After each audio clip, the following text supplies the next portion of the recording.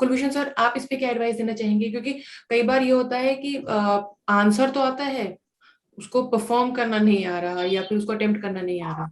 What is my take on that is like it depends from person to person.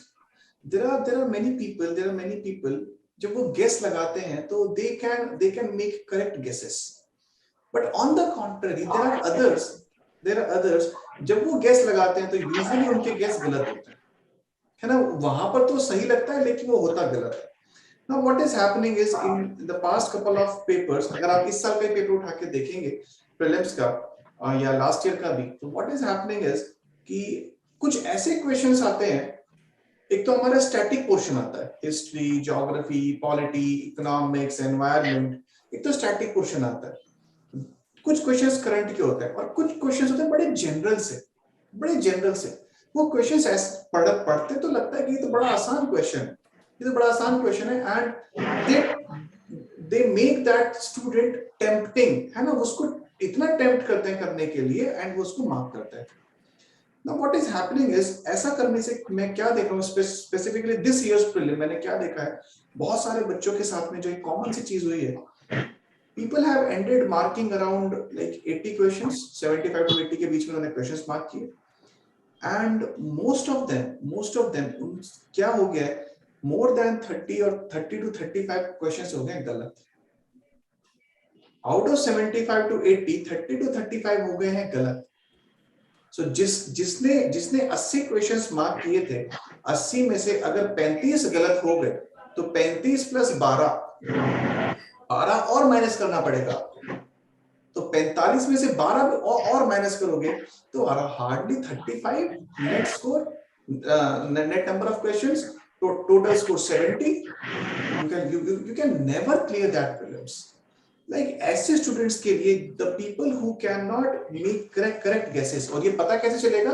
By solving mock test papers. ये पता चलेगा mock test paper solve करके कि आप किस type के स्टूडेंट हैं. आपके गेस ठीक जाते हैं, like more than 50% करेक्ट है या less than 50% करेक्ट है. You need to take that boundary 50%.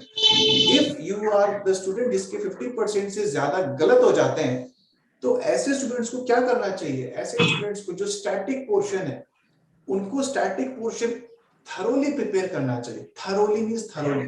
उनको कुछ नहीं छोड़ना है. एंशिएंट, मेडिवल, मॉडर्न तीनों चीजें पढ़नी है. पॉलिटी पढ़ना है, इकोनॉमिक्स पढ़ना है, इंडियन ज्योग्राफी, वर्ल्ड ज्योग्राफी पढ़ना है, एनवायरनमेंट पढ़ना है. ऐसा करने से क्या होगा? आप इसी साल का अगर आप पेपर ले लो, history, out of the 20 questions from history, if a person has thoroughly done history, 15 questions were doable. एक स्टूडेंट 15 क्वेश्चंस आराम से कर सकता था 20 क्वेश्चंस में से. ऐसे ही 10 के आसपास 12 क्वेश्चंस हैं ज्योग्राफी के. If a person has nicely done geography, the person would be easily able to do like 8 to 10 questions in geography. इस ईयर की बात कर रहा हूं. पॉलिटी में there were around 15 questions. Out of 15, 5 questions बड़े ट्रिकी आपने अगर निकाल भी दिए, still you are left with 10 questions.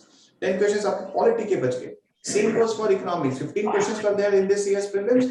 15 में से आपने 10 आपके आप उसको करने लायक स्थिति में हो. 15 में से 10 आप एनवायरनमेंट में करने लायक स्थिति में हो. Count this number of questions. आपको 10 आपने पॉलिटी निकाला, 10 ज्योग्राफी निकाला, 10 एनवायरनमेंट निकाला, 15 हिस्ट्री निकाला और 10 इकोनॉमिक्स निकाला. जब आप इसको काउंट करोगे, you'll get around 50 questions correct. बाकी की कहीं कुछ जरूरत ही नहीं पड़ी है. कोई जरूरत ही नहीं थी बाकी कुछ भी करने की. मतलब this is strategy for those people जिनके जनरली क्वेश्चंस गलत होते हैं, है ना? जिनके जनरली क्वेश्चंस गलत होते हैं, ये उनके लिए स्ट्रेटजी. तो आराम से without entering into that area, उस एरिया में एंट्री किए बगैर जो जनरल साइंस या इस टाइप के क्वेश्चंस हैं, जनरल से क्वेश्चंस लग रहे हैं या करंट के हैं, लग रहा है कि एक स्टेटमेंट पता है, एक नहीं पता, ऐसे क्वेश्चंस को ना करें. स्टैटिक पोर्शन जितना हमारा है उसको थरोली प्रिपेयर कर लें. उसको इतना अच्छा प्रिपेयर कर लें कि 2/3 आप क्वेश्चन अटेम्प्ट कर पाए. It will be very easy, very easy. But problem क्या हो रखी है? What I can see, like after looking to students is, students ने 6 academies के current affairs उठा रखे हैं and they want to study all of them. they want to study all of them, पूरा 6 की 6 academy की study material को पढ़ना चाहते हैं, because they want to study that current affairs material of 6 academies, क्योंकि वो इतने मशहूर academies हैं, उनका current affairs material बहुत मशहूर है, इसलिए वो static को ध्यान नहीं देते, अगर कर लेते तो एक बार पूरा कर लेते, they don't revise static portion, जब स्टैटिक को रिवाइज नहीं करेंगे तो ये नहीं पता चलेगा कि वो गुरबख्श सिंह ढिल्लन और प्रेम सहगल इस बार आया था, वो इतना आसान क्वेश्चन था, so many people have marked that answer wrong, उन्हें नहीं पता चला कि ये Indian national navy, Indian national army के वेटरन्स थे, उन्हें पता नहीं चला, otherwise it was such a simple question. So this is something like we must prepare static portion thoroughly with at least 2 to 3 revisions.